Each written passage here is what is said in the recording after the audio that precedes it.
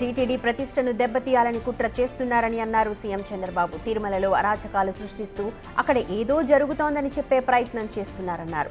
డేగ కన్నుతో అన్ని గమనిస్తున్నారని అన్నారు. తోక తిప్పితే కట్ అయిపోతుందంటూ వార్నింగ్ ఇచ్చారు చంద్రబాబు నాయుడు. వీళ్ళు చేసే ఘోరాలు, వీళ్ళు చేసే అరాచకాలు తిరిగి మన మీద పెట్టాలని కడాన తిరుమల తిరుపతి దేవస్థానంలో కూడా వీళ్ళు పోయేసి అరాచకాలు చేస్తూ అక్కడ ఏదో ఫెయిల్ అయిందని చెప్పాలని ప్రయత్నం చేస్తున్నారు. నేను అందరికీ ఒకటే చెప్తున్నా, డేగ కన్ను నాది, ఎవడో తప్పించుకోలేడు. నేను అన్ని టెక్నాలజీ పెట్టేశా. తోక తిప్పితే విప్పావో కట్ అయిపోతుంది, కట్ కూడా చేయక్కర్లా, కట్ అయిపోతుంది. మీ వెనకాన్నే సీసీటీవీ కెమెరాలు ఉన్నాయి. నువ్వు ఎక్కడ పోయినా దాగలేకుండా ఉండేడుగా డ్రోన్స్ ఉన్నాయి. నిన్ను కనిపెడుతూ ఉన్నా. నేను ఉండను కానీ నేను పంపించినట్టు ఏదో ఒకటి నీ ఎంట్లాడుతూనే ఉంటుంది. తప్పు చేసిన వాడికి మాత్రం శిక్ష తప్పదని మరొక్కసారి హామీ ఇస్తున్నా. వీళ్ళు చేసే ఘోరాలు. రైట్, టీటీడీ లైన్లో నినాదాలు చేసిన వ్యక్తి క్షమాపణ చెప్పాడు. ఆ తర్వాత చంద్రబాబు నాయుడు కూడా దానికి గట్టిగానే కౌంటర్ ఇచ్చారు. వైసీపీ ఆటలు సాగనివ్వమన్నారు. దీనికి సంబంధించిన అప్డేట్స్ అందించడానికి మా ప్రతినిధి దామోదర్ సిద్ధంగా ఉన్నారు. దామోదర్, వైసీపీ టీడీపీ పోరాటం ఇంకా కొనసాగుతోంది. అయితే ఈ మాటల యుద్ధం అన్నది ఇప్పుడు తిరుమల క్యూ లైన్లకు సంబంధించి కూడా పెద్ద రాద్ధాంతం జరుగుతోంది. ఒకసారి ఓవరాల్ అప్డేట్స్ చెప్పండి. సుమతి, నిన్న 10:30 గంటల సమయంలో ఆల్వేర్ ట్యాంక్ సమీపంలోనే క్యూ లైన్లో ఉన్న అచ్చారావు, కాకినాడకు చెందిన అచ్చారావు అనే భక్తుడు టీటీడీ టీటీడీ చైర్మన్ డౌన్ పాలు నీరు ఇవ్వాలి, భోజనం పెట్టాలి అంటూ నినాదాలు చేశాడు. అంటే ఇతను నినాదాలు చేస్తున్న సమయంలో బయట నుంచి కొంతమంది వీడియోస్ తీసి అది వైఎస్ఆర్సీపీ సోషల్ మీడియాలో పోస్ట్ చేశారు. ఈ సందర్భంగా వైఎస్ఆర్సీపీ చేసిన ఈ పోస్టులు పెద్ద ఎత్తున ట్రోల్ కావడంతో దీనిపైన వెంటనే టీటీడీ స్పందించింది. అదే అప్పారావు బయటకు వచ్చిన తర్వాత ఎందుకు మీరు ఈ విధంగా నినాదాలు చేయాల్సి వచ్చిందంటే తాను చాలాసేపటి నుంచి క్యూ లైన్లో ఉన్నందువల్ల తనకు నీరసంగా ఉండడం, దీంతోపాటు తనకు ఆరోగ్యం వామిటింగ్స్ రావడంతో తాను ఆహారం తీసుకోలేకపోయానని పాలు పెరుగు తీసుకున్నానని చెప్పాడు.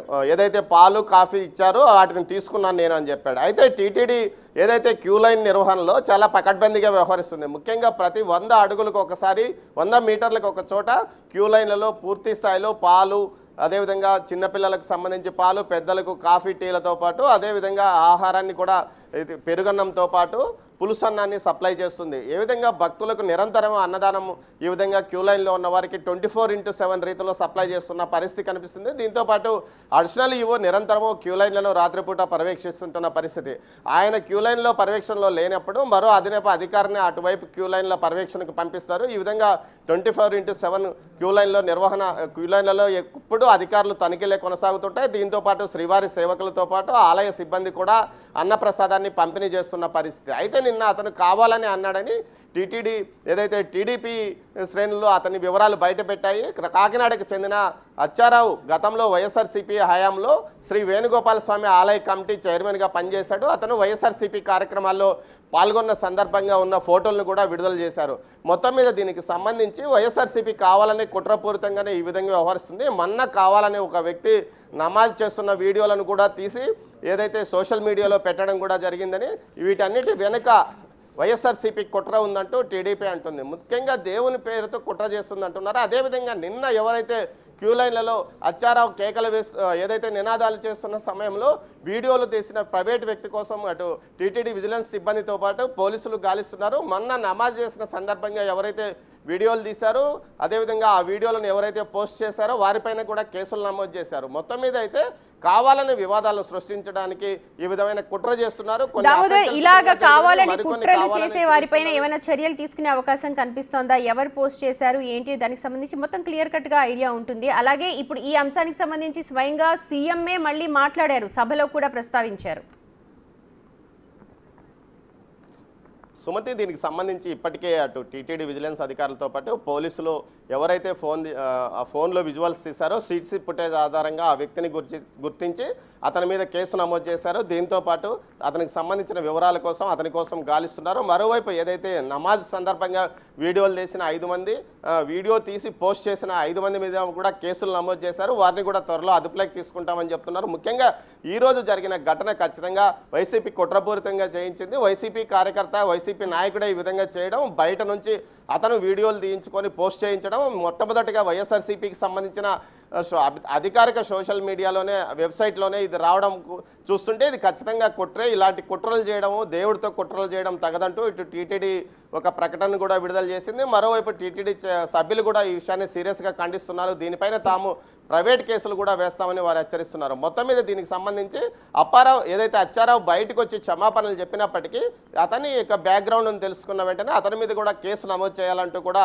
విజిలెన్స్ ఆదేశాలు జారీ చేసినట్టు తెలుస్తుంది సుమతి. మొత్తం మీద ఈ వ్యవహారం ఏదైతే చిన్న విషయాన్ని నమాజ్ విషయాన్ని ఆ తర్వాత ఈ విషయాన్ని, ఈ 2 విషయాలను పూర్తి స్థాయిలో హైలైట్ చేసింది. అంతకుముందు గోవులు మరణించిన ఇష్యూలో ప్రతి నెల మామూలుగా గోవులు మరణిస్తున్న సందర్భంలో ఒక్కసారిగా 3 నెలల కాలంలో 100 గోవులు మరణించాయంటూ ఏదైతే భూమన్ కరుణాకర్ రెడ్డి చెప్పడం, ఆ తర్వాత ఏదైతే సంవత్సరం పాటు గోవులు మరణించిన విషయాలన్నీ బయటికి టీటీడీ అధికారికంగా ప్రకటించింది. కానీ 2014-19 మధ్య కాలంలో చనిపోయిన గోవుల వివరాలన్నీ పూర్తిగా అప్పట్లో ఉన్న డాక్టర్ హరినాథ్ రెడ్డి రికార్డులు మాయం చేశాడని టీటీడీ చెప్తుంది. మొత్తం మీద చూసుకుంటే ఒక ప్లాన్ ప్రకారం, ఒక కుట్ర ప్రకారం టీటీడీ మీద వైఎస్ఆర్సీపీ కుట్ర పన్ని ప్రజల్లో అయితే దామోదర్ ఒకరి మీద ఒకరు ఆరోపణలు చేసుకోవడం సరే, రాజకీయాలు ఇవన్నీ సర్వసాధారణం. కానీ ఇప్పుడు దేవాలయాల మీద ఇటు ఎవరి మతమైనా వారికి గొప్ప. కాకపోతే ఇలాగ మతాలకు సంబంధించి పోస్టులు పెట్టడం ఎంతవరకు కరెక్ట్ అంటున్నారు.